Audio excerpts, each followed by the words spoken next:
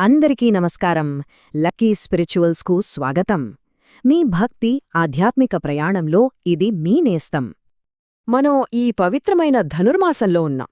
ఈ మాసంలో కేవలం భగవంతుణ్ణి తలుచుకుంటే చాలు, ఆయన అనుగ్రహం పొందిన ఆళ్వార్ల జీవిత గాథలను మనం తెలుసుకుంటున్నాం.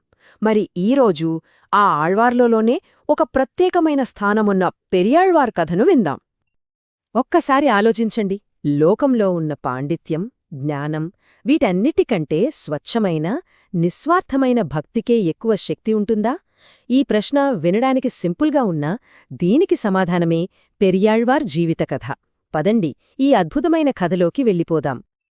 సరే, మన కథానాయకుడి పేరు విష్ణుచిత్తుడు. శ్రీవిల్లిపుత్తూరు అనే పవిత్రమైన పట్టణంలో నివసించే ఒక సామాన్య భక్తుడు. ఆయనకు పెద్ద పెద్ద చదువుల మీద కన్నా స్వామి సేవమీదే ఎక్కువ ఆసక్తి. తన జీవితాన్నే ఆ సేవకు అంకితం చేసేశాడు. ఆయన మామూలు వ్యక్తి కాదు. సాక్షాత్తూ గరుత్మంతుని అంశంతో పుట్టారు. కాని పుట్టింది మాత్రం ఒక పేద బ్రాహ్మణ కుటుంబంలో. వేదాలు నేర్చుకోమని అందరూ చెప్పినా ఆయన మాత్రం స్వామి సేవకే నా జీవితమని నిర్ణయించుకున్నారు. 50 ఏళ్లు వచ్చినా పెళ్లిలేదు, సంపాదన లేదు. రోజూ స్వామి సేవలోనే గడపడం చూసి చుట్టుపక్కల వాళ్లందరూ జాలిపడేవారు. భగవద్గీతలో కృష్ణుడు చెప్పిన ఈ శ్లోకం ఆయన్ని బాగా ప్రభావితం చేసింది. భక్తితో ఒక ఆకు, పువ్వు, పండు లేదా కొంచెం నీరు ఇచ్చినా చాలు, నేను స్వీకరిస్తాను అని కదా దాని అర్థం. సో విష్ణుచిత్తుడు కూడా చాలా సింపుల్గా ఒక సేవను ఎంచుకున్నారు.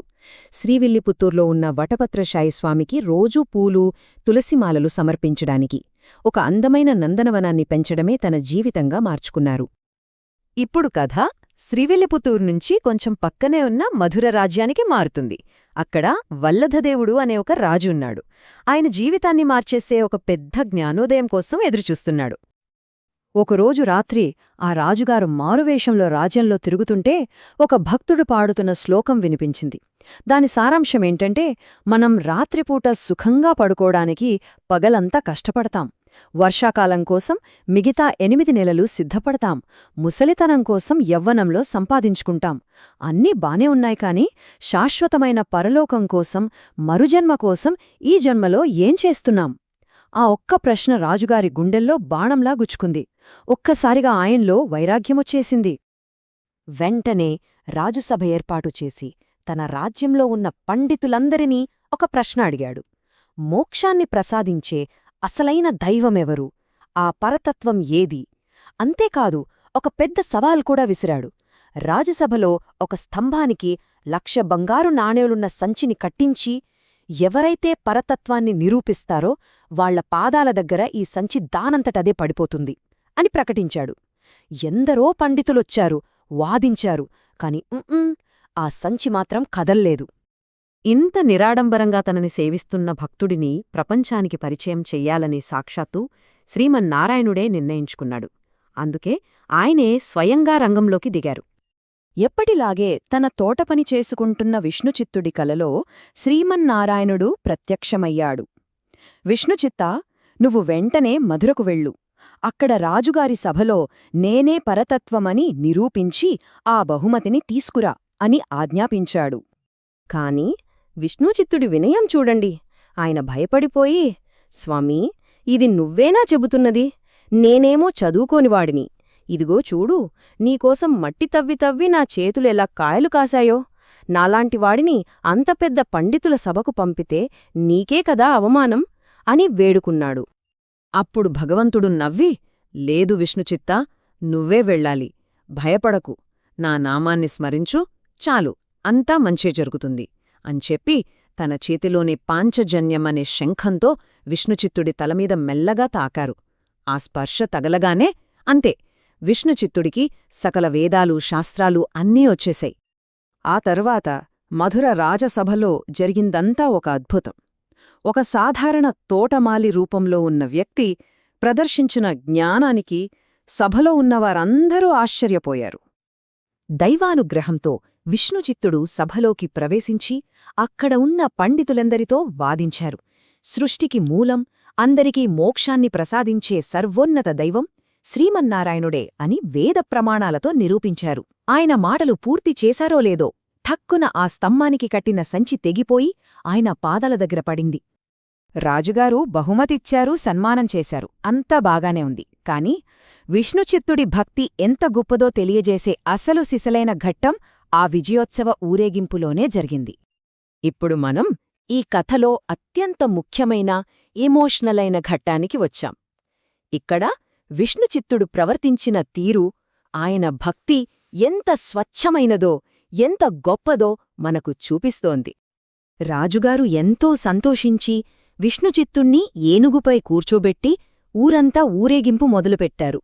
తన భక్తుడికి జరుగుతున్న ఈ గౌరవాన్ని చూసి మురిసిపోయిన శ్రీమహావిష్ణువు శ్రీదేవి, భూదేవి సమేతంగా గరుత్మంతునిమీద ఆకాశంలో ప్రత్యక్షమయ్యారు.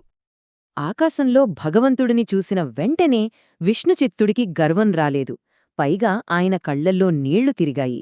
ఒక తల్లి తన బిడ్డను చూసి ఎలా ఆనందపడుతుందో అలా ఆనందపడి వెంటనే భయపడిపోయాడు. అయ్యో, నా స్వామీ, ఇంత అందంగా ఉన్నావేంటి? ఇంతమంది జనం చూస్తున్నారు, నీకు దిష్టి తగులుతుందేమో అని కంగారుపడ్డారు.